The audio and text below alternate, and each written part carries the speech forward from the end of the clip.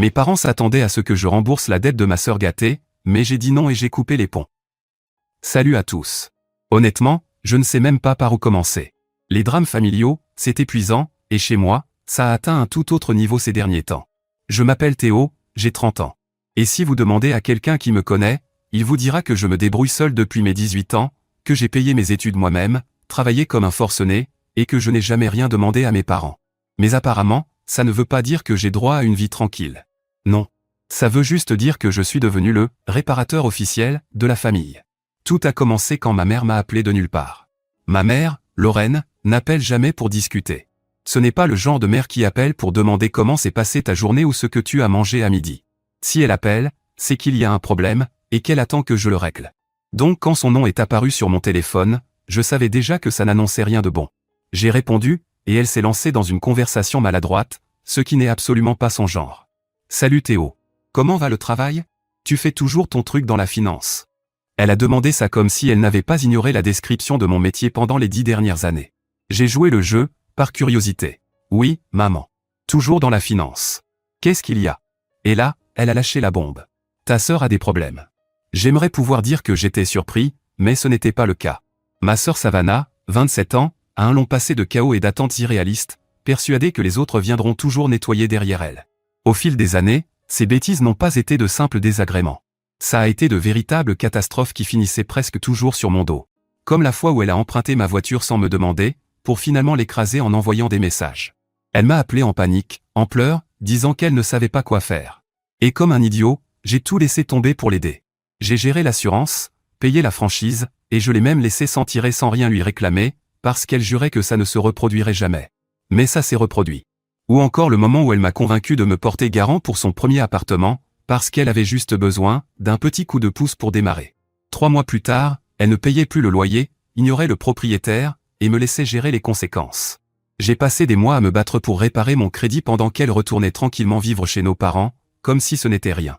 Le problème, ce n'est pas seulement qu'elle fait n'importe quoi. C'est qu'elle n'en subit jamais les conséquences.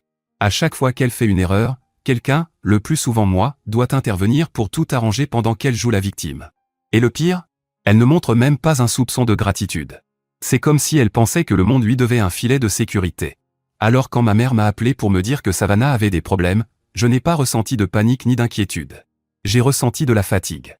Fatigué d'être entraîné dans ces désastres. Fatigué d'être celui qui paie toujours le prix de son irresponsabilité. Honnêtement, j'étais surtout surpris que quelque chose d'aussi grave ait mis autant de temps à arriver. J'ai soupiré, redoutant déjà ce que j'allais entendre. Quel genre de problème, ai-je demandé? Je ne posais pas la question parce que je voulais aider. Je voulais juste savoir à quel point la situation était grave. Et là, elle m'a annoncé la nouvelle.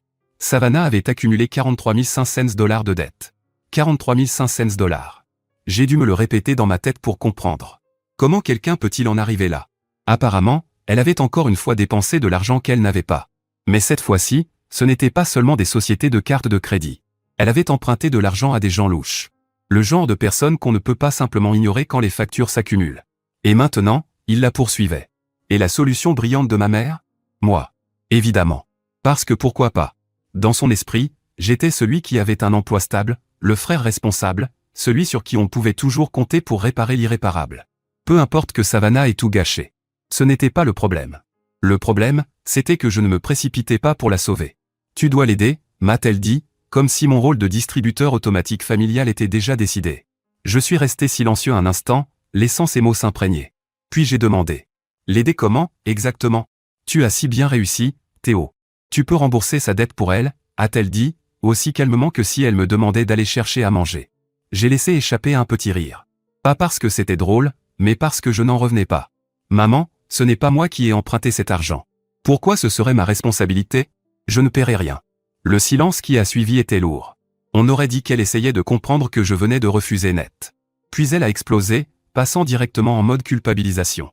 C'est ta sœur. La famille s'entraide. Tu veux qu'il lui arrive quelque chose? C'est ça que tu veux. Ses paroles fusaient, presque hystériques, comme si elle n'arrivait pas à croire que je ne sautais pas immédiatement pour sauver Savannah. Ce n'était pas une demande.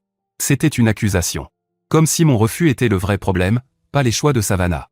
J'ai pris une grande inspiration pour ne pas m'énerver. Maman, je l'ai déjà aidée.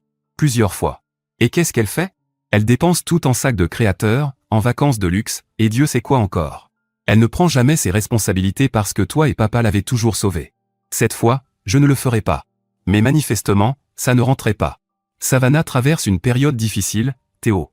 Elle n'est pas comme toi. En difficulté, ai-je répété. Elle est irresponsable. Elle dépense de l'argent qu'elle n'a pas, et maintenant elle est embourbée avec des gens louches. Et au lieu d'assumer, elle s'attend à ce que je vienne tout nettoyer. Encore. C'est ta sœur, a répliqué ma mère sèchement. La famille se protège. Non, maman. La famille ne profite pas les uns des autres. Ce n'est pas lui tourner le dos. C'est refuser d'encourager ses mauvaises décisions. Elle doit grandir et faire face aux conséquences, pour une fois. Ma mère n'en démordait pas. Tu veux qu'elle se fasse du mal? Tu veux avoir ça sur la conscience. Écoute, je ne suis pas sans cœur. Je ne veux rien de mal à Savannah. Mais soyons réalistes, c'est une adulte de 27 ans. Elle savait parfaitement ce qu'elle faisait en empruntant cet argent. Je l'ai dit à ma mère, mais elle refusait d'entendre. Elle n'est pas aussi forte que toi, Théo. Toi, tu as toujours su t'en sortir. Elle, non. Tu peux te permettre de l'aider. C'est la moindre des choses après tout ce qu'on a fait pour toi. Tout ce que vous avez fait pour moi? Comme quoi? Me faire payer un loyer dès mes 18 ans? Refuser de m'aider pour mes études? Oui, merci pour tout ce soutien, maman. Elle est restée silencieuse un instant, puis elle est repartie à l'attaque. Si tu ne l'aides pas, nous n'aurons pas d'autre choix que de te couper de la famille. Tu veux vraiment ça? Je n'ai pas pu m'empêcher de rire. Me couper de quoi? Vous ne m'avez jamais soutenu. Je suis seul depuis plus de 10 ans. Vos menaces ne fonctionnent pas sur moi. Et j'ai raccroché. Après ça, ils ont tous gardé le silence. Et j'aimerais pouvoir dire que c'était la fin de l'histoire. Mais ce n'était que le début. Le silence n'a pas duré longtemps. J'ai clairement sous-estimé la détermination de ma mère quand elle veut quelque chose. Après avoir compris que la confrontation directe ne marcherait pas, mes parents ont changé de stratégie. Si me forcer ne fonctionnait pas, ils allaient me briser à coups de culpabilité. Et quand je dis qu'ils ont tout donné, c'est vraiment tout donné. Ça a commencé par des messages. D'abord simple, je ne comprends pas comment tu peux laisser ta sœur dans une telle situation. Puis, avec les jours, ils sont devenus de plus en plus dramatiques. Tu sais à quel genre de personne Savannah a affaire? Ils sont dangereux, Théo. Je n'arrive plus à dormir la nuit en pensant à elle. Au début, j'ai ignoré tout ça parce que, franchement, je n'avais pas l'énergie de gérer leur manipulation. Mais ils ne se sont pas arrêtés là. Au contraire, ma mère a intensifié la pression avec des messages vocaux. Et laisse-moi te dire un truc, elle a un talent incroyable pour donner l'impression qu'elle retient ses larmes, même quand ce n'est pas le cas. Théo, disait-elle dans l'un d'eux, Savannah pourrait ne pas s'en sortir si tu ne l'aides pas. Je ne crois pas que je pourrais vivre avec moi-même s'il lui arrivait quelque chose. C'était une véritable masterclass de culpabilisation. S'il donnait des prix pour ce genre de manipulation, elle serait triple championne alors qu'il est. Puis mon père, Marshall, a décidé d'entrer dans la danse. D'habitude, il reste plutôt en retrait dans les drames familiaux, mais pas cette fois. Il m'a laissé un message vocal qui commençait calmement. « Salut Théo. J'appelle juste pour prendre des nouvelles. » Mais évidemment, ça a vite dérapé. « Écoute, je sais que ta mère peut être un peu insistante, mais là c'est sérieux. Savannah est vraiment dans la galère, et on ne peut pas régler ça sans toi. Tu as toujours été le fort, le fiable. Ne nous laisse pas tomber maintenant. » Cette phrase, le fiable. Elle m'a fait exploser. J'ai passé toute ma vie à être le fiable, et tout ce que ça m'a apporté, c'est plus de responsabilité et zéro reconnaissance. Être fiable ne veut pas dire être un paillasson. Mais visiblement, ils n'ont jamais reçu le message. Et la tempête de culpabilité ne s'est pas arrêtée là. Ils ont décidé de faire appel au renfort, la famille élargie. Sorti de je ne sais où, mon oncle Greg, à qui je n'avais pas parlé depuis des années, m'a appelé comme si on était super proches. « Salut Théo. Ça fait longtemps. Comment va la vie ?» J'ai tout de suite compris pourquoi il appelait, mais je l'ai laissé parler jusqu'à ce qu'il arrive au sujet. « Tu sais, la famille, c'est important, » a-t-il dit sur ce ton excessivement sérieux que les gens utilisent quand ils savent qu'ils vont dire quelque chose qui ne va pas te plaire. Et Savannah, elle traverse une période difficile. On passe tous par des moments compliqués, et parfois, on a besoin d'un peu d'aide. Greg, les jeux interrompus, c'est ma mère qui t'a demandé de m'appeler. Il a ri nerveusement, comme si je l'avais pris la main dans le sac. Bon, elle l'a peut-être mentionné. Je ne l'ai même pas laissé finir. Écoute, j'apprécie que tu prennes des nouvelles, mais je ne vais pas payer la dette de Savannah. Ce n'est pas ma responsabilité. On pourrait croire que ça aurait suffi. Mais non. Le lendemain, c'était ma tante Déborah. Puis ma cousine Émilie. Tous récitaient le même discours. Savannah est en difficulté. Elle a besoin d'aide. Et je suis le seul à pouvoir la sauver. Ce que je ne comprenais pas, c'était pourquoi ils étaient tous aussi inquiets pour Savannah. Ce n'est pas une enfant sans défense qui a fait une erreur honnête. C'est une adulte qui dépense l'argent comme s'il s'agissait de billets de Monopoly, puis fait semblant d'être choquée quand l'addition arrive. Ce qui rendait la situation encore pire, c'est qu'aucun d'eux n'essayait de comprendre mon point de vue. Quand j'expliquais que je n'étais pas prêt à jeter 43 500 $ pour réparer les erreurs de quelqu'un d'autre, il me regardait comme si je parlais une langue étrangère. Mais c'est ta sœur, disait-il, comme si ça devait magiquement me faire changer d'avis. Mais le pire, c'était la campagne de dénigrement. Ma mère, dans son infinie sagesse, a décidé que puisque la culpabilisation directe ne fonctionnait pas, elle allait monter le reste de la famille contre moi. Elle a commencé à raconter sur le groupe familial, que j'avais quitté depuis longtemps, que j'étais égoïste, ingrat et une vraie ordure. Selon elle, j'avais oublié d'où je venais et j'étais trop absorbé par ma vie citadine, luxueuse, pour me soucier de ma famille. Je l'ai appris quand mon cousin Ryan m'a appelé. C'est l'un des rares membres de la famille avec qui je m'entends vraiment, et il m'a prévenu. Mec, m'a-t-il dit, Lorraine dit n'importe quoi sur toi. Elle a dit à tante Déborah que tu avais dit que Savannah méritait ce qui lui arrive. J'étais furieux. Pas parce que l'opinion de Déborah m'importait, mais parce que ma mère mentait ouvertement à mon sujet pour se faire passer pour la victime. J'ai expliqué la vérité à Ryan, que je n'avais jamais dit une chose pareille, et il m'a cru. Ouais, je me doutais qu'elle exagérait, a-t-il dit. C'est juste, le bazar. Le bazar ne commençait même pas à décrire la situation. Mais le vrai drame a commencé quand Savannah a décidé de se mêler du chaos elle-même. Jusqu'à ce moment-là, elle était restée silencieuse.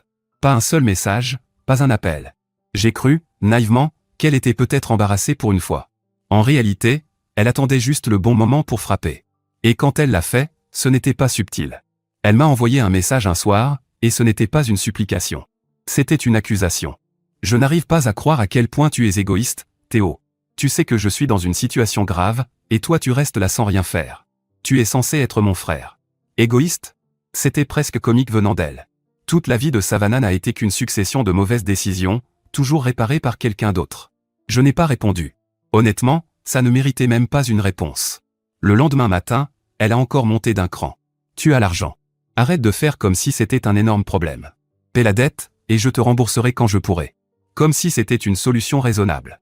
Comme si moi j'étais le problème pour ne pas vouloir lâcher 44 000 $ afin de réparer ces conneries. Encore une fois, je n'ai pas répondu. Évidemment, ça ne lui a pas plu. Elle a complètement vrillé, m'envoyant de longs messages décousus sur le fait que je l'abandonnais, que je ne comprendrais jamais ce que c'est que de galérer. Et puis, juste pour enfoncer le couteau, elle a ajouté. Maman et papa disaient toujours que tu finirais par céder. Apparemment, ils se sont trompés. Cette phrase m'a marqué.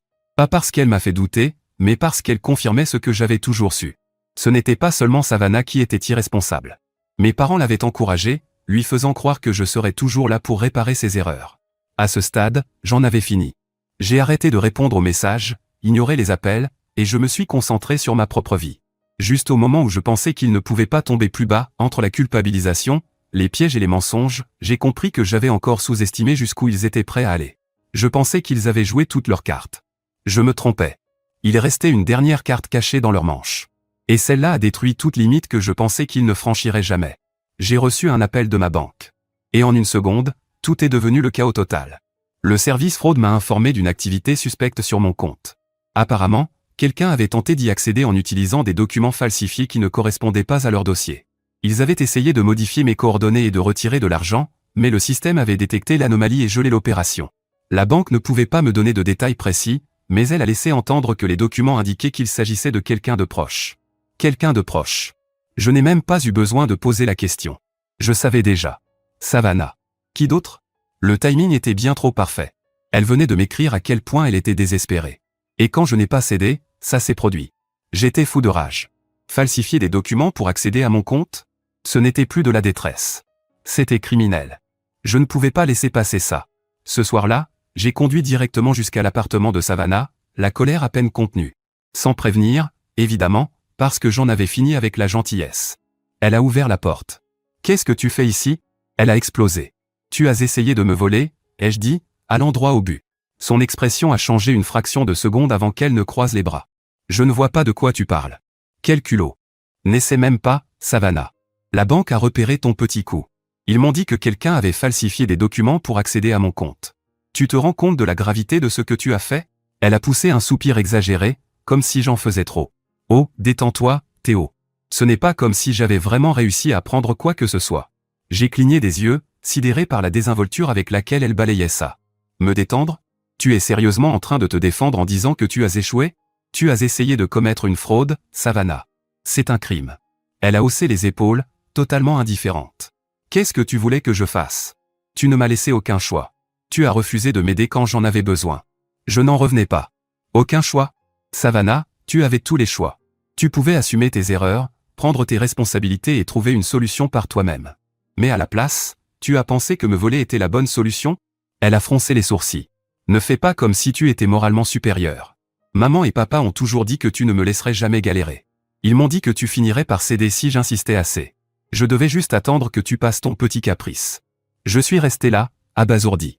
Petit caprice? Ce n'était pas de la frustration qui bouillonnait en moi. C'était de la rage. Ce n'était pas juste elle qui était irresponsable. C'était des années de mes parents à la couver, à nourrir ses illusions, et à me traiter comme si je n'existais que pour réparer ses conneries. Incroyable, ai-je murmuré, plus pour moi-même que pour elle. Tu te rends compte de ce que tu as fait, Savannah? Tu as franchi une ligne. Une grosse ligne. Elle a levé les yeux au ciel, s'enfonçant encore plus au lieu de reculer. Je ne suis pas la méchante ici, Théo. C'est toi. Tu as tourné le dos à ta famille. Si tu m'avais aidé dès le début, rien de tout ça ne serait arrivé. C'était la goutte de trop. J'ai pris une grande inspiration, non pas pour rester calme, mais pour être sûr de ne pas dire quelque chose que je regretterais plus tard. J'en ai fini, ai-je dit en me dirigeant vers la porte. Mais avant de partir, je me suis retourné une dernière fois. Si tu refais un truc comme ça, je ne me contenterai pas de te couper de ma vie. Je ferai en sorte que la police sache exactement ce que tu as fait. Grandis, Savannah.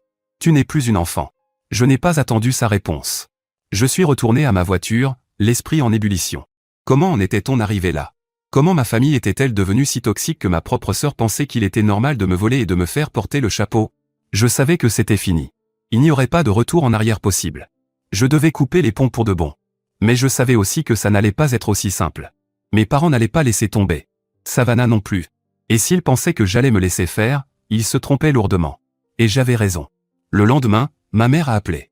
Je n'ai pas répondu, mais elle a laissé un message vocal. Théo, ta sœur m'a raconté ce qui s'est passé. Je n'arrive pas à croire que tu l'aies menacée comme ça.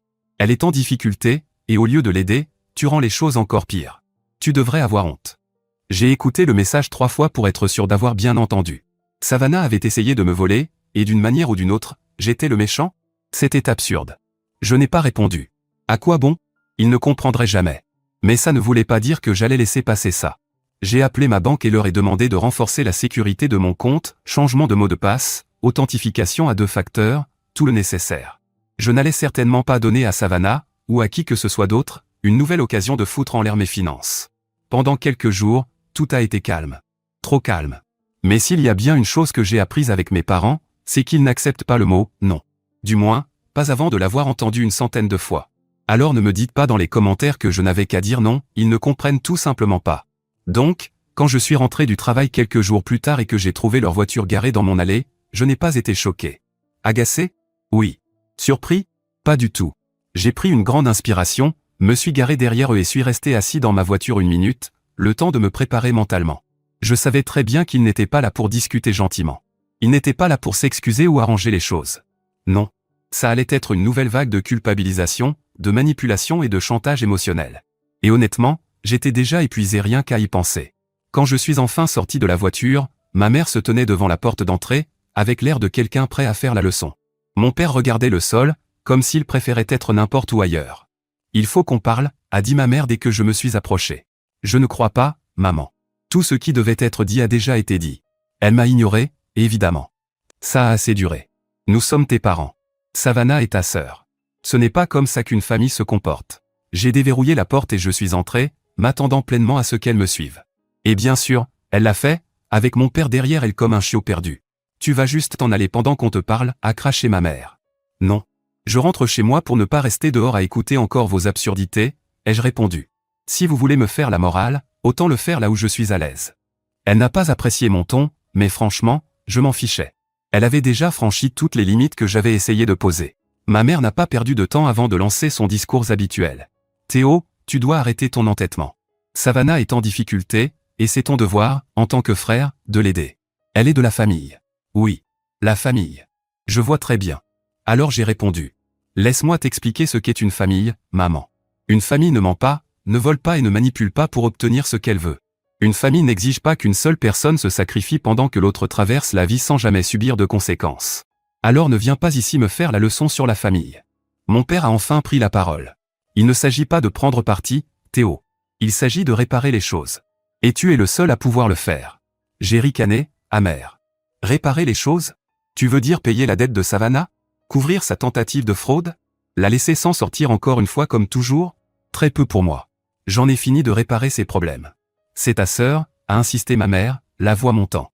Tu te rends compte de ce que ça lui ferait s'il lui arrivait quelque chose? Comment pourrais-tu vivre avec ça?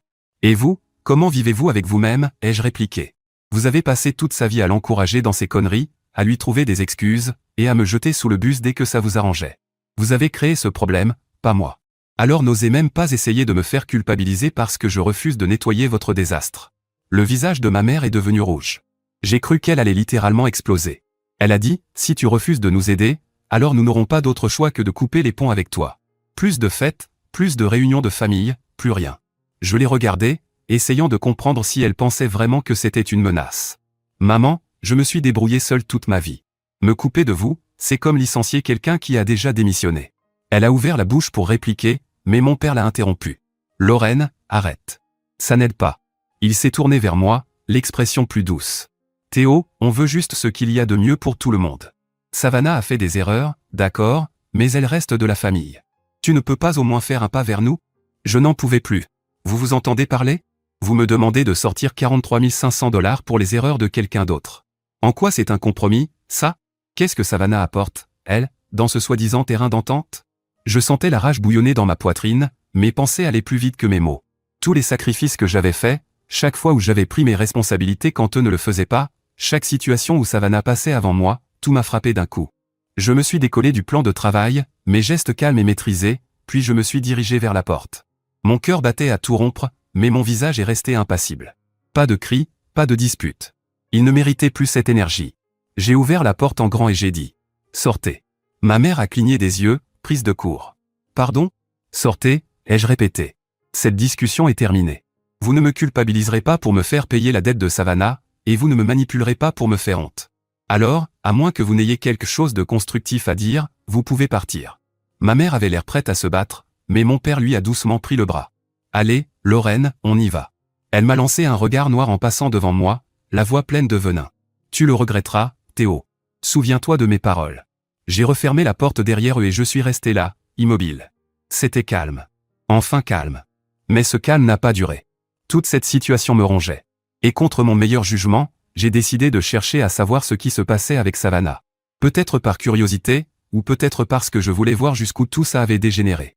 J'ai contacté un ami commun qui était encore en lien avec elle, espérant qu'il m'éclaire. Qu'est-ce qui se passe avec Savannah, ai-je demandé. Je n'ai rien entendu depuis, enfin, tu vois. Il n'a pas hésité. Oh, tu n'es pas au courant? C'est grave. Les gens à qui elle doit de l'argent ne rigolent pas. Ils ont saccagé sa voiture. Complètement détruite. Vitres, pneus, tout. Elle panique et dit qu'elle ne se sent plus en sécurité. J'aurais dû ressentir quelque chose, de la pitié, de l'inquiétude, n'importe quoi, mais je n'ai ressenti que de l'épuisement. Elle s'était mise elle-même dans ce pétrin, et maintenant elle en subissait les conséquences. Bien sûr, je savais ce que ça signifiait, encore plus de pression de la part de mes parents pour que j'intervienne et la sauve. Quelques jours ont passé. Aucun message direct de Savannah ou de mes parents. Juste le silence. C'était étrange. Comme le calme avant la tempête. Et évidemment, la tempête est arrivée. Une lettre d'avocat. Quand je l'ai ouverte, je n'en croyais pas mes yeux. Mes parents menaçaient d'engager des poursuites judiciaires, affirmant que j'avais une obligation morale de soutenir ma famille. Ils voulaient que je paie la dette de Savannah, et ils étaient réellement prêts à m'emmener devant les tribunaux pour ça. Je n'en revenais pas. Après tout ce qu'ils avaient déjà fait, ils étaient prêts à aller aussi loin. Une partie de moi avait envie de rire devant l'absurdité de la situation, mais surtout, je me sentais vidé. Ce n'était plus une famille. C'était un champ de bataille, et j'en avais fini de me battre. Ce qui me sidérait le plus, c'était l'audace pure de tout ça. C'en était presque impressionnant. Mes propres parents menaçaient une action en justice parce que je refusais d'effacer le désastre de 43 500 $ causé par Savannah. C'était comme s'ils avaient abandonné toute prétention de famille pour la remplacer par une hostilité ouverte. Je n'ai pas hésité une seconde sur la marche à suivre. Le premier appel que j'ai passé a été pour mon avocat, qui, heureusement, a un très bon sens de l'humour. Quand je lui ai expliqué la situation, il a rigolé. Théo, ils n'ont absolument aucun fondement juridique. Qu'ils déposent plainte s'ils veulent. Ça sera rejeté immédiatement. Et effectivement, leur menace n'a mené à rien. Mais ça a suffi à me rappeler à quel point ils étaient toxiques, et ça n'a fait que renforcer ma décision de couper tout contact. Ils avaient brûlé tous les ponts. Il n'y avait pas de retour possible. Savoir qu'ils étaient prêts à aller aussi loin m'a suffi.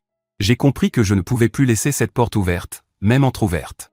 J'avais gardé, au fond de moi, un minuscule espoir qu'on puisse peut-être réparer les choses. Mais là, c'était la goutte de trop. J'ai bloqué les numéros de mes parents le jour même. Plus d'appels. Plus de messages. Plus de messages vocaux. J'ai aussi fait le ménage sur les réseaux sociaux et les ai bloqués là-bas. Tant qu'à faire, j'ai fait la même chose avec Savannah. S'ils allaient me traiter comme un ennemi, alors je les traiterais comme des inconnus. J'ai également dû prévenir la famille élargie de ce qui s'était passé. Je savais que mes parents allaient tordre l'histoire pour me faire passer pour le méchant, et je n'allais pas les laisser faire. J'ai donc appelé mon cousin Ryan, l'un des rares membres de la famille en qui j'ai réellement confiance, et je lui ai tout expliqué. « Mec », a dit Ryan une fois que j'avais fini. « C'est complètement dingue. Ils ont vraiment essayé de te poursuivre en justice ? » « Pas encore », ai-je répondu. « Mais ils menacent de le faire. Je voulais te prévenir parce que je suis sûr qu'ils vont commencer à raconter des mensonges sur moi. »« T'inquiète », a dit Ryan. « Je te soutiens. Et franchement, t'as bien fait de couper les ponts. Ils ont l'air toxiques au possible. » Cette conversation m'a donné la confiance nécessaire pour contacter quelques autres membres de la famille. Certains ont été compréhensifs, comme Ryan. D'autres, beaucoup moins. Ma tante Déborah, par exemple, était clairement du côté de Lorraine. « Théo, ce sont tes parents ?» a-t-elle dit, comme si ça excusait tout ce qu'ils avaient fait. « Tu ne peux pas simplement les abandonner. »« Si, je peux », ai-je répondu fermement. Et je l'ai fait. Ils ont franchi toutes les limites imaginables, et je ne les laisserai plus me tirer vers le bas. Je savais que Déborah me voyait comme une déception. Elle a dit, « La famille reste la famille, Théo. Tu regretteras ça un jour. » Peut-être, ai-je répondu, même si je n'y croyais pas, mais pour l'instant, je choisis la paix. Et c'est exactement ce que j'ai eu. Du moins, pendant quelques jours. Parce que, bien sûr, environ une semaine après les avoir bloqués, j'ai reçu un appel d'un numéro inconnu. Contre mon meilleur jugement, j'ai répondu. Théo, a lancé la voix de ma mère, sèche et accusatrice. Tu m'as bloqué. J'ai soupiré, regrettant déjà d'avoir décroché. Oui, maman. Je t'ai bloqué.